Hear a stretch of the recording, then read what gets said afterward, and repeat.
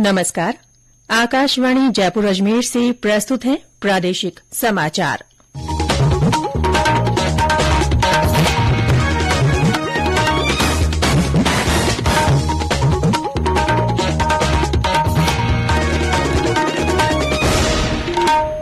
मुख्य समाचार। Bandra terminus Jodhpur Suryanagari express की 13 डिब्बे आज तड़के पटरी से उतरे। हादसे में कोई जनहानि नहीं। केंद्र सरकार ने कहा, नदियों में आधुनिक क्रूज जहाज सेवा चलाने के लिए 1000 से ज्यादा जल मार्ग तैयार। विश्व की सबसे लंबी क्रूज सेवा की शुरूआत 13 जनवरी से। सीकर के पलसाना खंडेला मार्ग पर हुए सड़क हादसे में मरने वालों की संख्या बढ़कर 12 हुई। और प्रदेश में कड़ाके की सर्दी का असर इस सप्ताह भी बने रहने की संभावना।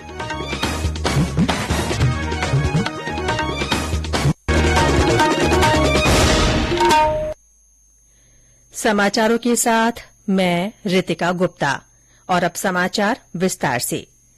बांद्रा टर्मिनस जोधपुर सूर्यनगरी एक्सप्रेस के 13 डब्बे आज तड़के जोधपुर मंडल के राजकीय आवास बोमादरा रेलखंड के बीच पटरी से उतर गए।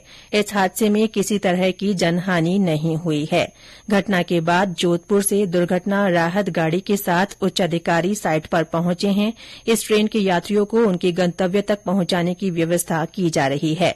जयपुर मुख्यालय के कंट्रोल रूम में उत्तर पश्चिम रेलवे के महाप्रबंधक विजय शर्मा ने बताया कि उच्च अधिकारी स्थिति पर नजर बनाए हुए हैं। उच्च अधिकारी जो है घटनास्थल पर पहुंच चुके हैं और कंट्रोल से भी इसकी लगातार मॉनिटरिंग किया जा रहा है। डीआरएम, एडीआरएम, मंडल रेल प्रबंधक वगैरह जो है उच्च अधिकारी मंडल के वो राहत गाड़ी के साथ घटनास्थल पर पहुंच चुके हैं और कंट्रोल से इसकी लगातार मॉनिटरिंग की जा रही है। जो प्रभावित यात्री हैं, उन जो फंसे हुए हैं वहां पे, उनके लिए बसेस का इंतजाम किया गया है ताकि उनको गंतव्य स्थान पर ले जा सके।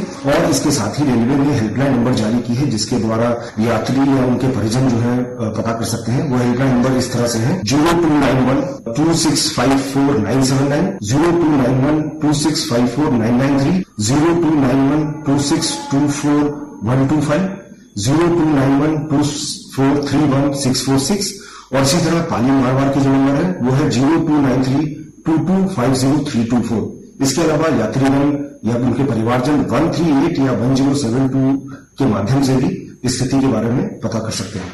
सूर्यनगरी एक्सप्रेस हादसे के कारण 12 रेलगाड़ियों को परिवर्तित मार्ग से चलाया जा रहा है। वहीं जोधपुर साबरमती जोधपुर रेल को रद्द कर दिया गया है। केंद्र सरकार ने कहा है कि नदियों में आधुनिक क्रूज जहाज सेवा चलाने के लिए 1000 से ज्यादा जल मार्ग तैयार किए गए हैं। सतत जल मार्गों के विकास के साथ भारत क्रूज पर्यटन के क्षेत्र में एक नया दौर शुरू करने के लिए पूरी तरह से तैयार है। प्रधानमंत्री नरेंद्र मोदी ने दूसरी राष्ट्रीय गंगा परिषद की बैठक की अध्यक्षता करते हुए ये बात कही। श्री मोदी ने बताया कि इस महीने की 13 तारीख को 2300 किलोमीटर की विश्व की सबसे लंबी क्रूज सेवा की शुरूआत काशी से होगी, जो बांग्लादेश होते हुए डिब्रूगढ़ पहुंचेगी। बैठक के दौरान प्रधानमंत्री ने नदियों की सफाई में जन आंदोलन और लोगों के शामिल होने पर जोर दिया। उन्होंने कहा कि प्रत्येक नागरिक को मां गंगा की सफाई के लिए शपथ लेनी होगी, तभी जाकर सरकार की सभी कोशिशें सफल होंगी। जल शक्ति मंत्री गजेंद्र सिंह शेखावत ने कहा कि नमामि गंगे कार्यक्रम के अंतर्गत बहुत बड़ा सुधार हुआ है। कृषि मंत्री नरेंद्र सिंह तोमर ने गंगा के किनारे बसे राज्यों में प्राकृतिक खेती को बढ़ावा देने के लिए किए गए प्रयासों की जानकारी दी।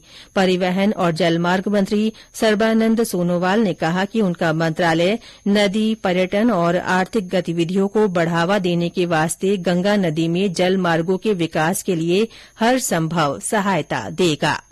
दिसंबर 2022 में वस्तु और सेवा कर जीएसटी संग्रह 1,49,000 करोड़ रुपए से अधिक रहा है। इसमें केंद्रीय जीएसटी के 26,711 करोड़ रुपए, राज्य जीएसटी के 33,357 करोड़ रुपए, एकीकृत जीएसटी के 78,434 करोड़ रुपए और उपकर के 11,000 करोड़ रुपए शामिल हैं। वित्त मंत्रालय ने कहा है कि दिसंबर 2021 की तुलना में दिसंबर 2022 में जीएसटी राजस्व 15% अधिक रहा।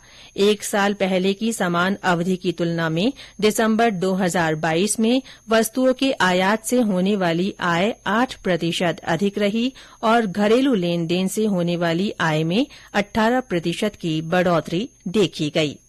ये समाचार आकाशवाणी जयपुर अजमेर से प्रसारित किए जा रहे हैं।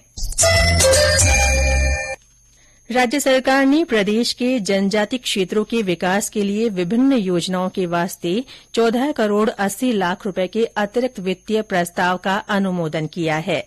इससे विद्यार्थियों के लिए छात्रावास, कक्षों का निर्माण कराने सहित खेल सुविधाएं उपलब्ध कराई जाएंगी। इसके तहत उदयपुर में 120 छात्राओं के लिए 7 मंजिला छात्रावास बनाया जाएगा। राजसमंद में 50 छात्र क्षमता का छात्रावास का निर्माण होगा। इसके लिए 2 करोड़ 80 लाख रुपए स्वीकृत किए गए हैं। जनजाति विकास कोष से जनजाति क्षेत्र के राजकीय विद्यालयों में 4 करोड़ रुपए की लागत से अतिरिक्त कक्षों का निर्माण भी होगा। राजस्थान पर्यटन विकास निगम आरटीडीसी के अध्यक्ष धर्मेन्द्र राठौड़ ने कहा है कि पर्यटन को उद्योग का दर्जा देने से प्रदेश में पर्यटन को नई दिशा मिलेगी। श्री राठौड़ ने कल जैसलमेर के होटल समढाणी का निरीक्षण किया और हेलीकॉप्टर जॉय राइड की ट्रायल राइड भी की। साथ ही पर्यटकों से संवाद कर उनसे फीडबैक भी लिया। भारतीय जनता पार्टी की ओर से राजसमंद के हल्दीघाटी में जन आक्रोश महासम्मेलन आयोजित किया गया। इस अवसर पर केंद्रीय मंत्री अर्जुन राम मेघवाल ने कहा कि कांग्रेस सरकार के कुशासन में हल्दीघाटी सहित सभी शौर्य स्थलों के विकास कार्यों की उपेक्षा की जा रही है। राज्य सरकार वीर महापुरुषों के स्मारकों और शौर्य स्थलों के संरक्षण और संवर्धन पर कोई ध्यान नहीं दे रही है। सम्मेलन में भाजपा प्रदेश अध्यक्ष सतीश पूनिया ने कहा कि कांग्रेस सरकार के कुशासन से पूरे प्रदेश की जनता पीड़ित है। सीकर के पलसाना खंडेला मार्ग पर कल हुए सड़क हादसे में मरने वालों की संख्या बढ़कर 12 हो गई है। कल माजी साहब की ढाणी के पास पिकअप, मोटरसाइकिल और बोरवेल मशीन वाहन में टक्कर होने से ये हादसा हुआ था। हादसे में घायल 2 लोगों का इलाज चल रहा है। प्रदेश में इस सप्ताह कड़ाके की सर्दी बढ़ने की संभावना है। मौसम विभाग ने 13 जिलों के लिए येलो अलर्ट जारी किया है। इस बीच आज भी तेज सर्दी से जनजीवन प्रभावित है। सीकर के फतेहपुर में आज का न्यूनतम तापमान 1.2 डिग्री सेल्सियस दर्ज किया गया। जालौर में न्यूनतम तापमान 1.6 डिग्री पर पहुंच गया है। करौली जिले में न्यूनतम तापमान 5 डिग्री पहुंचने से लोगों को कड़ाके की सर्दी का एहसास हो रहा है। घना कोहरा छाने से वाहन चालकों को दिन में भी हेडलाइट जलाकर निकलना पड़ रहा है। कोहरे के असर से दिल्ली मुंबई रेलमार्ग पर संचालित रेलगाड़ियां प्रभावित हुई हैं। इससे करौली की हिंडौन में ठहराव वाली 4 ट्रेनें 2 से 5 घंटे तक की देरी से आ रही हैं।